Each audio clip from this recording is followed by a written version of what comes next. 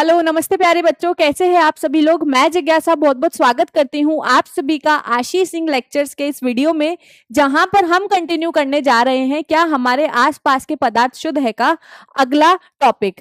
पिछले previous lecture में हम पढ़ चुके थे कि क्या हमारे आसपास के पदार्थ शुद्ध है। इसके बारे में हमने विचार किया था कि किस किस तरीके की चीजें हम हमारे आसपास में देखते हैं। उसके आधार पर हमने पदार्थों का वर्गीकरण किया था कि शुद्धता के आधार पर हम पदार्थों को दो कैटेगरी में बांट सकते हैं। पहले तो होते हैं शुद्ध पदार्थ और दूसरे होते हैं अशुद्ध पदार्थ, और अशुद्ध पदार्थों को हम मिश्रण के नाम से जानते हैं। शुद्ध पदार्थों को फिर हमने और फर्दर क्लासिफाई किया था, जिसमें हमने पढ़ा था तत्वों और यौगिकों के बारे में। तत्वों को हमने फिर फर्दर क्लासिफाई करा था, जिसमें हमने तत्वों को मेटल्स, नॉन मेटल्स और मेटलॉइड्स या फिर सेमी मेटल्स के रूप में क्लासिफाई किया था। तो इस चैप्टर के अंदर, इस वाले लेक्चर के अंदर बेसिकली कंटिन्यू करने जा रहे हैं टाइप्स ऑफ मिक्सचर्स, मिश्रण के बारे में कि मिक्सचर किस किस तरीके के होते हैं। उसके अलावा प्रीवियस लेक्चर में हम ये भी डिस्कस कर चुके हैं कि एक यौगिक और एक मिश्रण में क्या अंतर होता है। एग्जाम्पल के रूप में हमने इसे समझा था और इसे डिफरेंशिएट किया था कि एक यौगिक और एक मिश्रण में क्या अंतर होते हैं। तो यहाँ पर इस लेक्चर में हमारा मेन फोकस ये रहेगा कि हम पढ़ें कि जो मिश्रण होते हैं वो किस प्रकार के होते हैं। तो यहाँ पर जो हम देख रहे हैं, ये वाली सारी चीजें हम पहले ही पढ़ चुके हैं। पदार्थ को हमने शुद्ध पदार्थ और मिश्रण के रूप में समझ लिया है। शुद्ध पदार्थों को हमने तत्व और यौगिकों के रूप में भी समझ लिया है। यहाँ पर हमने तत्वों को भी तीन प्रकार में बांट दिया था। पहले थे हमारे पास में मेटल, जिसको हम धातु बोलते हैं। दूसरे थे हमारे पास में नॉन मेटल्स, और तीसरे थे हमारे पास में metals, non metals and semi metals, जिसे हम बोलते हैं। ऐसे धातु जो मेटल्स और नॉन मेटल्स दोनों के ही विशेषताएं दिखाते हैं। यहाँ पर जो हमारा मेन कंसर्न रहेगा वो ये है मिश्रण को समझने के लिए। तो हमने देखा था कि मिश्रण क्या होता है। कभी भी आप दो या दो से ज्यादा शुद्ध पदार्थ, या फिर ऐसा बोल सकते हो दो या दो से ज्यादा तत्वों और यौगिकों को मिलाने पर जो बनता है वो मिश्रण होता है। मिश्रण के अंदर जो आपके संगठित होते हैं वो निश्चित अनुपात में नहीं होते हैं, ना ही मिश्रण के अंदर जो आपके संगठित मौजूद होते हैं वो किसी बंध द्वारा जुड़े हुए होते हैं। मिश्रण के जो संगठित होते हैं उसे आप फिजिकल प्रोसेसेस से, भौतिक प्रक्रियाओं से अलग अलग कर सकते हैं। जैसे हमने देखा था कि जो आपका आयरन और सल्फर का मिश्रण था, उसके अंदर जब हम मैग्नेट लेकर के जाते हैं तो मैग्नेट से आयरन की जो फिलिंग्स है, आयरन का जो चूरा है वो मैग्नेट से चिपक जाता है, और इस प्रकार से हम आयरन और सल्फर के जो मिश्रण है उनको अलग अलग कर सकते हैं। यहाँ पर हमारे पास दो प्रकार के मिश्रण दिखाए गए हैं। पहला है समांगी और दूसरा है विषमांगी। समांगी मिश्रण को हम इंग्लिश में क्या बोलते हैं? होमोजीनियस। ये इंग्लिश में कहे जाते हैं होमोजीनियस मिक्सचर्स, और ये कहे जाते हैं हीट्रोजीनियस मिक्सचर्स। ठीक, यहां पर होमो शब्द का मतलब होता है सेम, और हीट्रोजीनियस का मतलब होता है डिफरेंट। बेसिकली क्या डिफरेंस होता है समांगी और विषमांगी मिश्रणों को, हम यहाँ पर एग्जाम्पल से समझते हुए चलेंगे। देखो, कभी आपने नींबू पानी का सॉल्यूशन देखा है, या फिर नमक को कभी पानी में घोला है आपने? तो जब हम नमक को पानी में घोलते हैं तो हम क्या देखते हैं कि जो नमक है वो पूरी तरीके से पानी में घुल जाता है। घुल जाता है कि नहीं घुल जाता है? घोल के देख सकते हैं, अभी हम करके देखेंगे। ठीक है, अभी यहाँ पर आज इसी क्लास में हम देखेंगे कि क्या क्या डिफरेंस होते हैं समांगी और विषमांगी सॉल्यूशंस के अंदर, मिक्सचर्स के अंदर। ठीक, तो यहाँ पर हम जब नमक को पानी में घोलते हैं तो नमक पूर्ण रूप से पानी में घुल जाता है, और जब नमक पूर्ण रूप से पानी में घुल जाता है तो क्या आप नमक के पार्टिकल्स को अलग से बता सकते हो कि हाँ ये देखो ये रहा नमक? नहीं बता सकते, क्योंकि वो पूरी तरीके से घुल जाता है, पूरा कंप्लीटली घुल जाता है, आपको कुछ भी नमक का पार्टिकल नहीं दिखता है। दूसरी बात, जब आप इस नमक के मिश्रण को थोड़ी देर के लिए, जब आप इस नमक के मिश्रण को थोड़ी देर के लिए छोड़ देते हैं टेबल पर, इसे डिस्टर्ब नहीं करते, इसे रखा रहने देते हैं, तो क्या ऐसा होता है कि नमक बॉटम में सेटल डाउन हो जाता है, नमक पेंदे में जम जाता है और पानी पानी ऊपर आ जाता है? ऐसा कुछ नहीं होता है, पूरा का पूरा मिक्स रहता है। जब आप इस सॉल्यूशन को, जब आप इस मिश्रण को बिना छेड़े छोड़ देते हैं, तो बिना छेड़े जब आप इसे छोड़ देते हैं तो यहाँ पर इसके जो संगठित है वो आपस में अलग अलग भी नहीं होते हैं।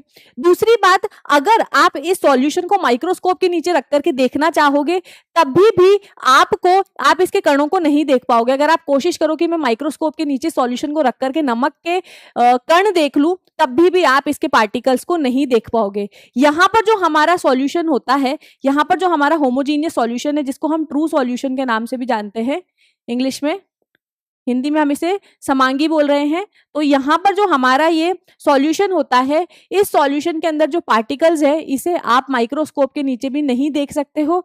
दूसरी बात, यहाँ पर जो ये आपके पार्टिकल्स होते हैं, यहाँ पर जो ये आपके कण होते हैं, ये कण, इन कणों का जो साइज है, इन कणों का जो आकार है वो 1 नैनोमीटर से भी छोटा होता है। इन कणों का जो आकार है वो 1 नैनोमीटर से भी छोटा होता है। मतलब अगर आप इस ट्रू सॉल्यूशन के एक कण को लेते हैं तो इस कण का जो ये व्यास होता है, ये व्यास 1 नैनोमीटर से भी कम होगा।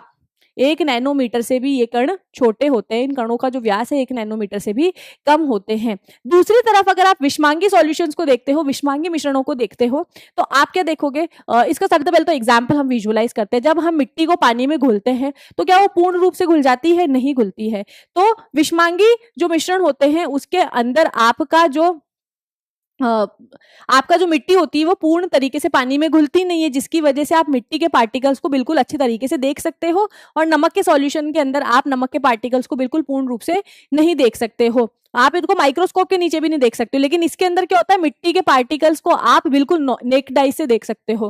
माइक्रोस्कोप की जरूरत ही नहीं, वैसे भी देख पा रहे हो। इसमें तो माइक्रोस्कोप से भी नहीं देख पाओगे, इसमें बिना माइक्रोस्कोप के आप मिट्टी के पार्टिकल्स को देख पाओगे। मिट्टी के पार्टिकल्स इसमें पूर्ण रूप से घुलते नहीं है।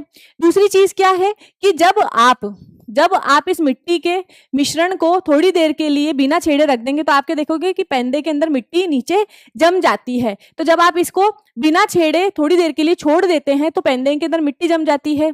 तीसरी बात क्या है कि यहाँ पर जो इनके कण होते हैं, इनकी व्यास, इन कणों की जो व्यास है वो 1 नैनोमीटर से भी ज्यादा की होती है। अगर आप यहाँ पर इसका कण निकाल करके देखोगे विषमांगी सॉल्यूशन का, तो क्या होगा, उस कण का जो व्यास होगा, उस कण का व्यास 1 नैनोमीटर से काफी बड़ा होगा। ठीक है, तो यहाँ पर हम एग्जाम्पल देख लेते हैं। मैं आपको यहाँ पर दिखा देती हूँ कि किस तरीके का एक ट्रू सॉल्यूशन दिखाई देता है और किस तरीके से यहाँ पर हमारे पास में एक ट्रू सॉल्यूशन दिखाई देता है और किस तरीके से हमारा हेट्रोजीनियस यानी कि विषमांगी सॉल्यूशन दिखाई देता है। तो यहाँ पर आप देख सकते हैं, थोड़ा मैं आपको और पास से दिखा देती हूँ कि यहाँ पर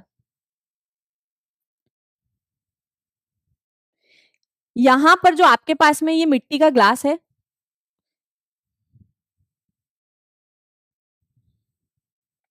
यहाँ पर आप इसको देख पा रहे हैं। इस कंटेनर के अंदर क्या है, इस कंटेनर के अंदर पानी है और मैंने इसमें मिट्टी को घोल दिया है। अब काफी देर से मैंने इस ग्लास को छेड़ा नहीं था, अनडिस्टर्ब्ड इसको रख दिया था, बिना छेड़े मैंने इसको रख दिया था, जिसकी वजह से इसकी जो ये मिट्टी है, जिसके वजह से जो मैंने इसके अंदर सॉल्यूट को घोला था वो कहाँ आ गया है, नीचे की तरफ आ गया है। सॉल्यूट सॉल्वेंट क्या होते हैं वो भी मैं आपको सब बताऊंगी।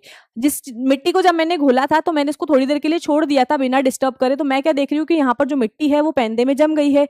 दूसरी बात, यहाँ पर जो मिट्टी के कण हैं आप इनको बिल्कुल अपने नॉर्मल आई से देख पा रहे हो। ठीक है, और क्यों देख पा रहे हो, क्योंकि इनका जो साइज है वो बहुत ज्यादा बड़ा है। कितना बड़ा होता है, 100 नैनोमीटर से भी बड़ा इनके पार्टिकल के कण का जो है वो आकार होता है। देखो यहाँ पर अगर मैं मिट्टी को पानी में घोलने की कोशिश करती हूँ तो यहाँ पर ये पूर्ण रूप से नहीं घुलेगा, यहाँ पर ये पूर्ण रूप से नहीं घुल पाएगा। लेकिन थोड़ी देर के लिए आपको ये पानी गंदा जरूर लगेगा, लेकिन थोड़ी देर बाद में जब मैं इसे वापस छोड़ दूंगी तो सारी की सारी जो मिट्टी है वो बॉटम में सेटल डाउन हो जाएगी, नीचे पेंदे में सारी की सारी मिट्टी जम जाएगी। तो ये भी इसकी एक विषमांगी सॉल्यूशन की ये भी एक खासियत होती है कि विषमांगी मिश्रणों को जब आप बिना छेड़े छोड़ देते हैं कुछ समय के लिए तो इनका जो कंटेंट है, इनका जो संगठक है वो नीचे पेंदे में बैठ जाता है। अब हम देखे जाएंगे समांगी सॉल्यूशन, जिसे हम क्या बोल रहे हैं, होमोजीनियस सॉल्यूशंस को हम देखेंगे। देखो यहाँ पर थोड़ी देर बाद में पानी पूरा क्लियर हो जाएगा क्योंकि सारे के सारे जो मिट्टी के कण हैं वो नीचे बैठ जाएंगे। थोड़ी देर बाद वापस दिखाऊंगी मैं आपको इसको।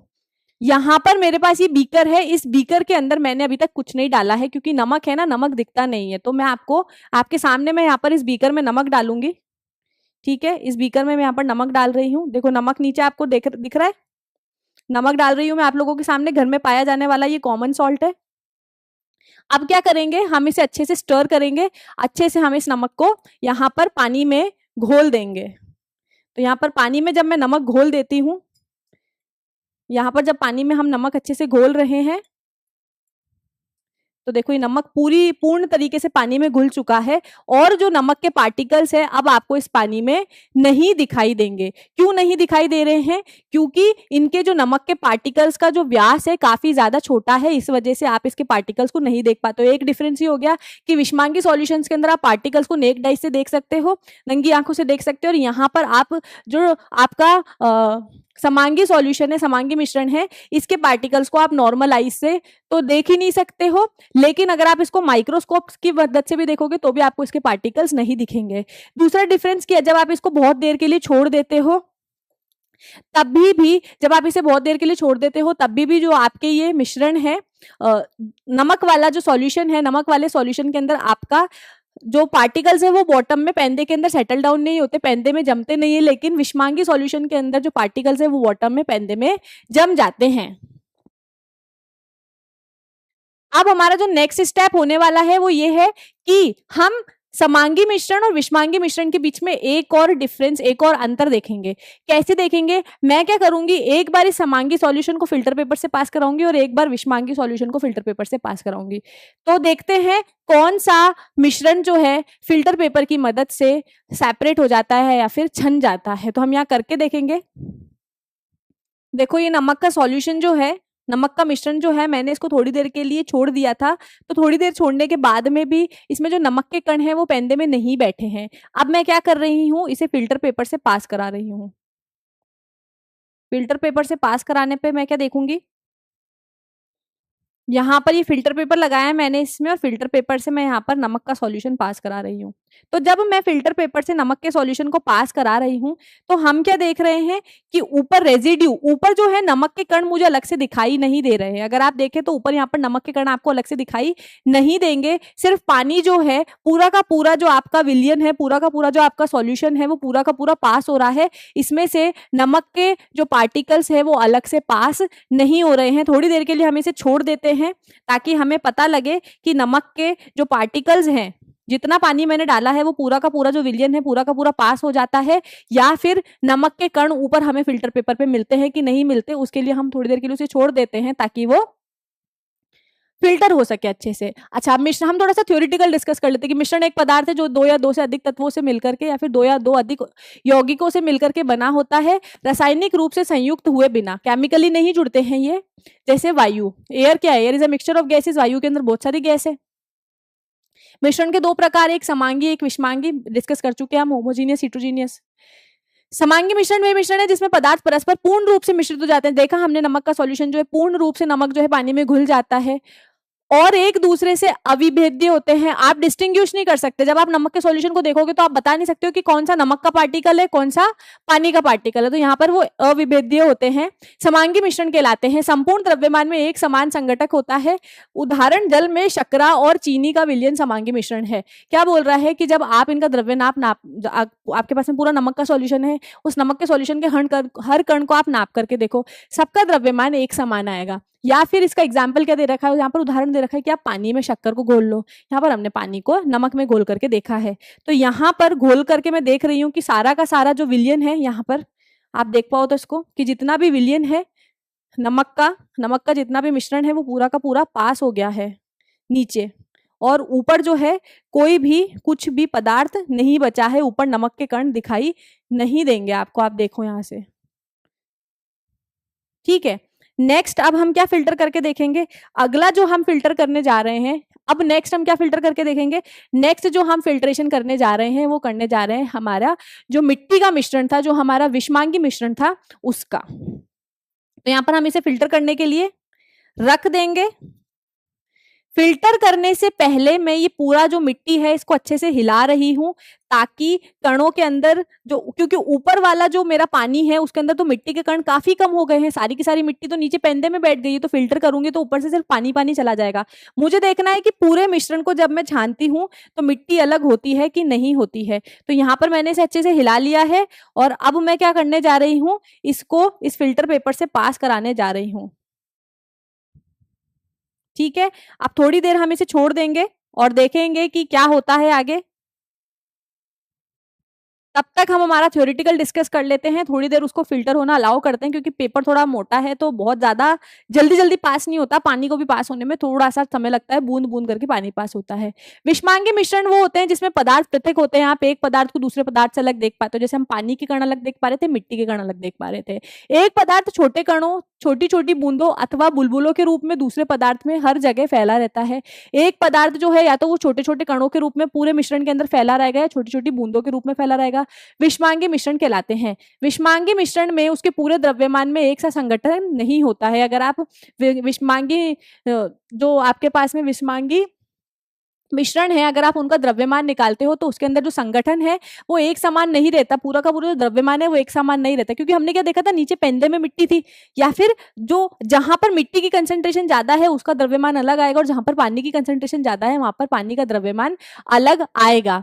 उदाहरण के रूप में शक्कर चीनी का आप मिश्रण ले लो और एक बार बालू रेत का मिश्रण ले लो, अगर आप इन तीनों को मिलाते हो, यहाँ पर उसने क्या उदाहरण दे रखा है कि शक्कर और बालू का मिश्रण कर लो, तो ये एक विषमांगी मिश्रण है। हमने यहाँ पर क्या दूसरा एग्जाम्पल देखा है, हमने यहाँ पर क्या करा है, बालू को पानी में घोल लिया, हमारे ऊपर है, हम कोई सा भी एग्जाम्पल ले सकते हैं, एक से ज्यादा उदाहरण हो सकते हैं ना, तो हम उनको डिस्कस कर रहे हैं। क्योंकि अगर हम शक्कर और बालू को देखें तो इस मिश्रण के अंदर आप शक्कर और बालू के भाग जो है उनको अलग अलग संगठकों के रूप में देख सकते हैं। द्रवों में ठोसों का निलंबन विषमांगी मिश्रण है या फिर सस्पेंशन। अगर आप किसी लिक्विड के अंदर, आप किसी द्रव के अंदर ठोस को घोल रहे हो तो वो भी आपका क्या हो जाएगा, वो भी आपका विषमांगी सॉल्यूशन होगा, जिसे हम सस्पेंशन बोलते हैं इंग्लिश में। तो यहाँ पर ये कुछ उदाहरण है।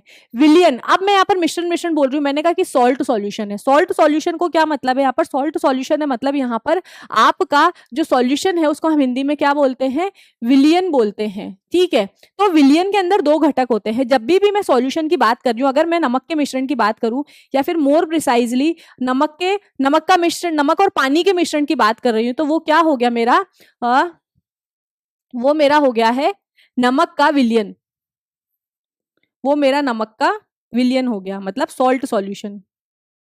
तो इस विलयन के दो रूप होते हैं, इस विलयन के दो घटक होते हैं, दो पार्ट में हम इस विलयन को बांट सकते हैं। विलयन में दो या दो से अधिक पदार्थों का समांगी मिश्रण है। विलयन के अंदर क्या होता है, दो या दो से अधिक पदार्थों को हम मिला देते हैं, जैसे नींबू, जल, सोडा, जल आदि विलयन के उदाहरण। ये सब किसके उदाहरण है, सॉल्यूशन के उदाहरण है। तो यहाँ पर नींबू और जल, तो एक मात्रा, तो एक इसके जो दो घटक है वो क्या हो जाएगा, पहला तो नींबू और दूसरा जल।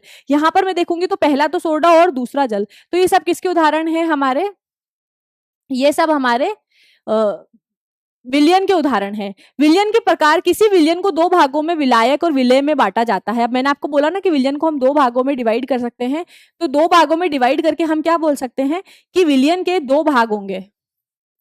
विलयन को अगर मैं देखूंगी, नमक के सॉल्यूशन को अगर मैं देखूंगी तो उसके दो भाग होंगे। सबसे पहला तो क्या होगा, विलायक, और दूसरा क्या होगा, विलेय। दो भागों में हम इसे डिवाइड कर सकते हैं। अब यहाँ पर विलयन को दो भागों में हमने बांट दिया है, विलायक और विलेय। विलायन को घटक जो अधिक मात्रा में उपस्थित हो उसे विलायक कहते हैं। देखो, अब विलयन में हमने क्या बोला है कि दो चीजें होंगी, पहला होगा विलायक, दूसरा होगा विलेय। अब अगर मैं अपने इस सॉल्ट सॉल्यूशन की बात करूं तो इसमें मैंने नमक मिलाया, लेकिन आपके सामने मैंने नमक मिलाया तो पानी तो पहले से इसमें था, तो कौन सा ज्यादा मात्रा में था, नमक और पानी में से मैं पूछूं कि किसकी मात्रा ज्यादा है इस सॉल्यूशन के अंदर, तो हमने देख लिया था कि पहले से ही जो पानी है वो हमारा अधिक मात्रा में था। तो विलयन में जो चीज अधिक मात्रा में उपस्थित होती है उसे हम विलायक बोल देते हैं। देखो, इस चीज को आप कैसे याद रखोगे, विलायक बड़ा है ना और विलायक की मात्रा अधिक होती है, तो जो चीज अधिक मात्रा में होगी उसे आप क्या बोल दोगे, विलायक, और जो घटक कम मात्रा में उपस्थित होगा उसे आप विलेय बोल दोगे। तो हम जब नमक के विलयन की बात करते हैं तो नमक के विलयन के अंदर हमारा विलायक क्या हो जाएगा, पानी, और विलेय क्या हो जाएगा, हमारा नमक खुद। इस तरीके से कुछ यहाँ पे इसके कंपोनेंट्स थे। अब विलयन के गुण भी पढ़ लेते हैं। विलयन समांगी मिश्रण जो है उन सबको हम विलयन ही बोलते हैं। जो हमारे समांगी मिश्रण है उसे विलयन ही कहा जाता है, सॉल्यूशन ही कहा जाता है। तो यहाँ पर विलयन मतलब समांगी मिश्रण भी बोल सकते हो आप। समांगी मिश्रणों को हम विलयन ही बोल रहे हैं। तो विलयन एक समांगी मिश्रण है, देख लिया, होमोजीनियस है, क्योंकि आप उसको कहीं से भी देख लो, कहीं से भी नमक के सॉल्यूशन के आप बूंद निकाल लो, सब जगह वो आपको एक जैसा ही दिखाई देगा। सब जगह नमक और पानी के जो कण का रेशो है वो आपको एक जैसा ही दिखाई देगा। ऐसा नहीं होगा कि किसी भाग में आपको नमक ज्यादा मिलेगा, किसी भाग में आपको पानी ज्यादा मिलेगा। विलयन के कणों की व्यास 1 नैनोमीटर से भी छोटी होती है, डिस्कस कर चुके हम, इसलिए हम उन्हें नेकेड आई से नहीं देख सकते हैं। छोटे आकार के कारण विलयन के कण गुजर रही प्रकाश किरणों को फैलाते नहीं हैं। तो जब आप किसी विलयन से लेजर लाइट पास कराते हो या फिर किसी भी विलयन से आप लाइट को पास कराते हो, तो वो लाइट के पाथ को विजिबल नहीं करते हैं। कैसे नहीं करते हैं दिखाती हूं मैं आपको। यहां पर देखो, यहां पर ये एक लेजर लाइट है, ये देखो, ये ग्लास के, आप ग्लास पर दिख रही है लेजर लाइट यहां पर, तो देखो इस तरीके से, यहां पर मैं आपको उसको अपने हाथ पर दिखाती हूँ पहले। ये यहाँ पर है ना एक लेजर लाइट है, दिख रही है आप लोगों को रेड कलर की लेजर लाइट बोर्ड पर, ये एक लेजर लाइट है। तो यहाँ पर इस लेजर लाइट को हम देख रहे हैं कि हवा से पास होकर के आपको सीधा बोर्ड पर दिख रही है। हवा में ये कहाँ से पास हो रही है वो थोड़ी दिख रहा है आपको, हवा में इसका रास्ता क्या है वो थोड़ी दिख रहा है। तो इसी प्रकार जब इस लेजर लाइट को मैं किससे पास करा रही हूँ, जब इस लेजर लाइट को मैं इस विलयन से पास करा रही हूँ या फिर इस समांगी मिश्रण से पास करा रही हूँ, तो पानी के अंदर आप इसका रास्ता नहीं देख पा रहे हो। आपको दिख रहा है कि जो ये लेजर लाइट है, आपको यहाँ पर सिर्फ कितना दिख रहा होगा, सिर्फ आपको यहाँ पर इतना दिख रहा है कि लेजर लाइट एक जगह से स्ट्राइक हो रही है और दूसरी जगह से बाहर निकल रही है। ज्यादा इसके बारे में आप अंतर नहीं देख पा रहे हो। इसको ऐसे देख लो या तो आप चाहो तो यहाँ पर ये एक रास्ते से आ रही है और दूसरे रास्ते से सीधा पास हो रही है, ठीक है। बीच में इसका रास्ता नहीं दिख रहा है, आप साइड से देख लो, देखो इसका रास्ता नहीं दिखेगा आपको, दोनों साइड से देख लो, कहीं से भी आपको इसका रास्ता दिखाई नहीं देगा। यहाँ पे आपको रास्ता नहीं दिखाई दे रहा है। लेकिन यही अगर मेरे पास में ये एक विषमांगी विलयन होता, अगर यहाँ पर मेरे पास में एक विषमांगी मिश्रण होता, सेम एक्सपेरिमेंट हम विषमांगी मिश्रणों के द्वारा भी कर लेते हैं। तो यहाँ पर जब हमारे पास में विषमांगी मिश्रण है, तो आप देख पा रहे हो अंदर आपको लाइट दिख रही है। इसको हम पहले एक बार घोल लेते हैं तो ज्यादा अच्छे से देख पाओगे आप।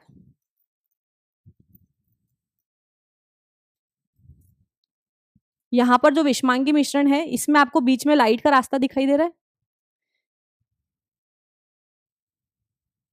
ये देखो इस तरीके से आपको बीच में इसमें लाइट का रास्ता दिखाई देगा।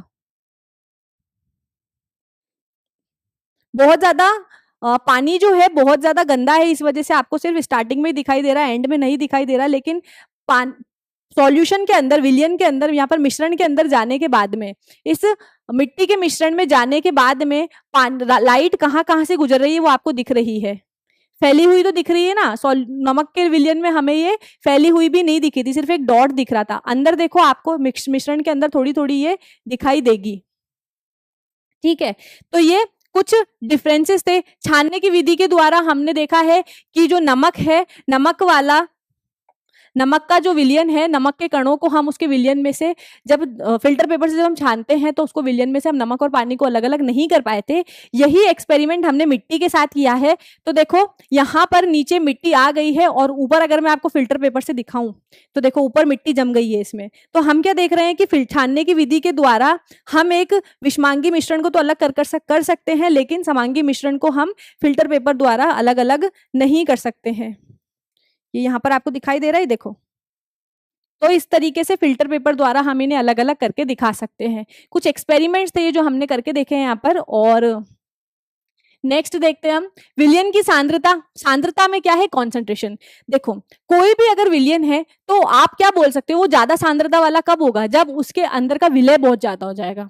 जैसे अगर मेरे पास में मान लो 1 गिलास पानी है, उस 1 गिलास पानी में मैंने 2 चम्मच नमक डाला है, तो अभी क्या है, नमक की मात्रा काफी कम है तो उसकी सांद्रता इतना ज्यादा नहीं है। वही अगर उस 1 गिलास पानी के अंदर मैं बहुत सारा, मान लो आधी थैली नमक घोल देती हूँ, तो मैं क्या बोल दूंगी कि वो जो विलयन है उसकी सांद्रता बहुत ज्यादा है।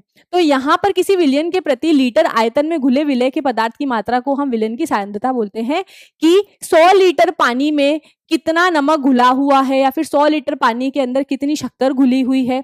तो यहाँ पर हमारे विलायक में कितना विलय घुला हुआ है, कितने लीटर विलायक में कितना हमारे पास में विलय घुला हुआ है, उसी के कंपैरिजन में हम इनकी सांद्रता को बताते हैं। जितना ज्यादा आप विलय मिलाते जाओगे विलायक में, उतना ज्यादा आपके विलयन की सांद्रता बढ़ती जाएगी।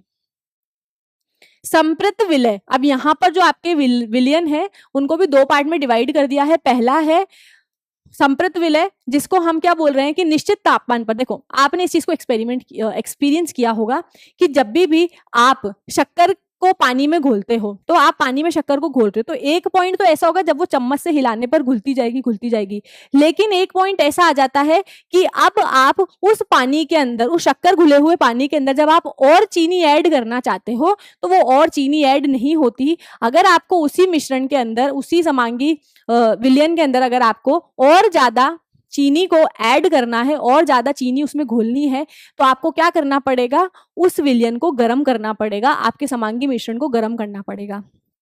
तो ऐसे विलयन जिसके अंदर एक निश्चित तापमान पर विलय पदार्थ में नहीं घुल पाता है, मतलब एक नॉर्मल अमाउंट का ही घुलेगा, कि जैसे मेरे पास मान लो 1 गिलास पानी, तो इसमें 4 चम्मच शक्कर ही घुलेगी, उससे ज्यादा नहीं घुलेगी। निश्चित तापमान पर मैं इसमें 4 चम्मच शक्कर ही घोल सकती हूँ, उससे ज्यादा नहीं घोल सकती। तो उस स्थिति में जो मेरा विलयन होगा वो कैसा हो जाएगा, संतृप्त विलयन हो जाएगा।